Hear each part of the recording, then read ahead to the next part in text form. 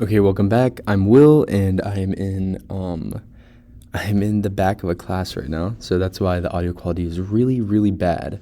But today I want to go over an AVD strategy to visualize scripts. That's what the title says. And this video will only seem useless if you look at it at a face value. So it's really easy to look at this from a face value, but if you're conscious of it, by the end of the video, you'll be able to, visualize your scripts. So when you're in a video making process, by the end of your video making process, or by the end of the finished video, right, when you have the finished product, it'll have a narrative, no matter what genre, no matter what kind of video it is, it's going to have a narrative. So even if it's a tutorial video and it's how to tie your shoes, you're going to have some sort of narrative. If it's a review video, you're going to have some sort of narrative as to how you got to that review, etc. I guess I should say good YouTube videos, because there are bad YouTube videos that don't have a clear narrative. And I am using narrative lightly because this narrative could mean all sorts of things. It could mean just like the way in which you present information, etc. But it is a narrative, and you'll understand how I'm using narrative if you don't get it yet. But in every narrative, there's a line of reasoning in any established narrative. And this is really important. So here I am on my little whiteboard. So you have this line of reasoning going from your point A to your point B. And I mean, this is kind of like a story, hero's journey, whatever you want to say. You're going from your point A to your point B. And so there's always a line of reasoning, no matter what. So something really interesting to look at this with is if you struggle with writer's block after you have your idea, so you're in the process of writing, you probably won't have a good video. And so this is like, what? Like, people are like, what are you talking about? But it's because really writer's block, the way that we know it and understand it in creative writing, it comes from a lack of planning. There's a difference between writer's block as in what way do I structure this sentence, or how do I make this sound good? But when you're really trying to be creative and conjure up ideas, that comes from the planning stage. That comes from planning your line of reasoning. So if you often get writer's block and you're getting failing videos, that's something to keep in mind, is that writer's block comes from a lack of planning, and it comes from a lack of a line of reasoning. And so you always want to have this line of reasoning. But this line of reasoning alone, right, this little path here, it's not good enough. It's too bare, right?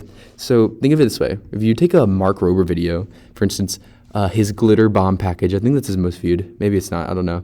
But if he just did his line of reasoning, which would be point A would be that he doesn't have the glitter bomb, right? And then point B would be after he glitter bombed the people, right? So if he just goes from point A to point B, I guess point B would be more that he does glitter bomb. He comes to that conclusion. Then it would be, the video would just go like, hey guys, today we're going to be glitter bombing people.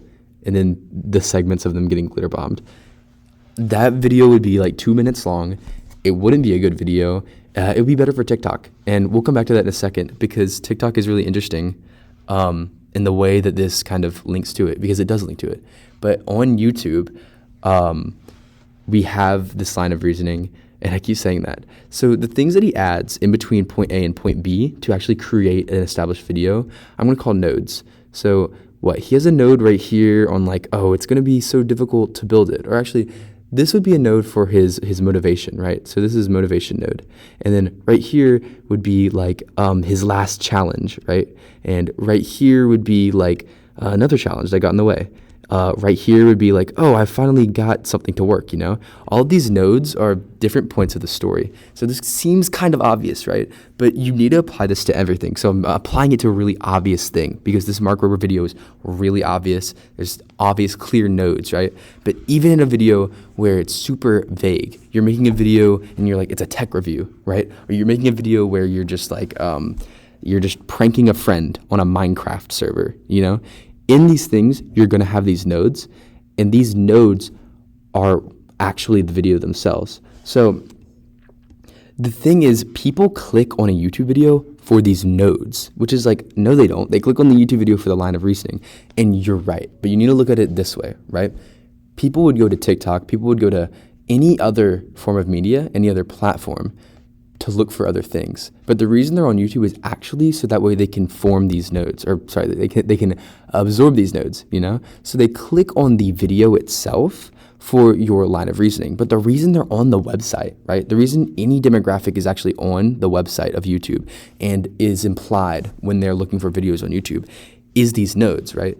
So you just have to think about that, because a lot of people, they like to see these nodes as irrelevant in regards to the line. So they see the line as the video, and they see these nodes as basically just like how the video plays out. And when you see it in this unconscious way, it starts to fall apart and your AVD starts to lack. And not just your AVD as in, oh, the statistical term, but your video just starts to lack. So people see these nodes as irrelevant, but really the line will always be the concept. That's what this line's going to be, right? And if you don't have a clear line of reasoning because of your concept's probably dull, you know? And now I'm not saying concept is in title thumbnail, because title thumbnail, while I personally don't like vague title thumbnails, there's arguments to be made for them, you know? But when you come to your idea, right, your actual concept at hand, that's your line. And there's no really changing that line unless you're changing the concept itself. So people are really like, how do I make this line perfect? You already have your line when you have your concept. If you don't have a good line, the second that you think of your concept, it's not a good concept. So you have this line, right? You have these nodes. People see these nodes as irrelevant. But really what we want to know is not to see them as irrelevant, not to see them as some sort of segues or just processes that you have to do to create the video, but actually, how do you optimize these nodes? And I am projecting here because I'm projecting from experience producing videos and how I would used to see the video making process. So maybe it's more obvious to somebody else, but to me, this makes perfect sense. And it was kind of like an OMG moment, right? So you want to optimize these nodes.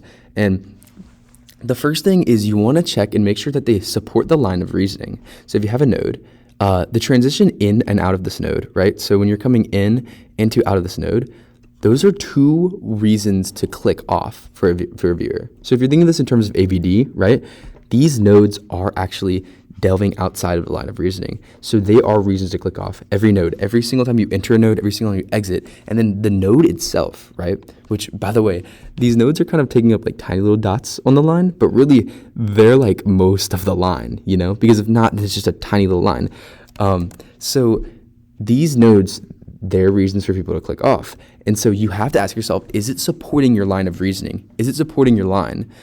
And the node itself is actually a bridge to a viewer, and the viewer must cross it, you know? Think of it as a literal bridge. The viewer must cross this bridge to consume the rest of the story. Now, the bridge has to be vital, you know? You can put useless bridges, but you shouldn't. That's not what should happen, you know? You should have bridges only in vital scenarios. And if you're structuring your bridges, right, that bridge, once you look at the full bridge, once you look at all the nodes together on the line, right, you'll say, oh, if I took out this bridge, the video wouldn't work, you know? And so it's kind of the same concept as like, oh, if you can remove something and it still makes sense, then do it. But it's not exactly that, because that's how you get into this over-optimization loop where you just start Mr. Beastifying everything and your video gets worse. The thing is, you want to have nodes that could potentially have things that, oh, you could remove, you know, personality-wise, whatever. But these nodes, they themselves, right, they need to support the story and they need to be vital. They need to be bridges, you know. And so a lot of like what I want you guys to really think about yourself, right, is my bridge a useless bridge? Or am I putting bridges down that are just like bridges, nodes, you know, the same thing, that really don't need to do that? Or can they be shorter bridges? Can they, like, how are those nodes working? And then where do I need to actually put these bridges? And it's not even just do I add or remove a bridge, but how do I make this bridge the right bridge, the perfect bridge, you know? And just the super silly analogy. So you need to ask if your node is contributing to the line, if it's supporting it and making people want to stay on the line more. So really what you want to also ask yourself is, when you're entering one of these nodes, right, it's a reason for viewers to click off. But this node should make people want to consume more of the video. If you're looking at the node and you think, oh, this is context, right? This is a context node, or this is like a break node, you know, it's a chill node. It's not a good node. So I keep saying node, but it's just not good in general. It's not good. You need to have these nodes that are vital and they convince people to stay longer. And again, you can listen to this and be like, oh, this is just basic AVD. But really, this is how you visualize your scripts in your AVD, and you really can assess yourself, right? So you can ask yourself, if I'm looking at a Mark Rober video, I can say, okay, this node, right, where he showed himself getting porch pirated, and he said, this is why I'm going to create this glitter bomb. Why is this vital? And the reason that it's vital is because it contributes to the story. It makes you want to see him get revenge. It makes you want to watch longer. It provides stakes, etc.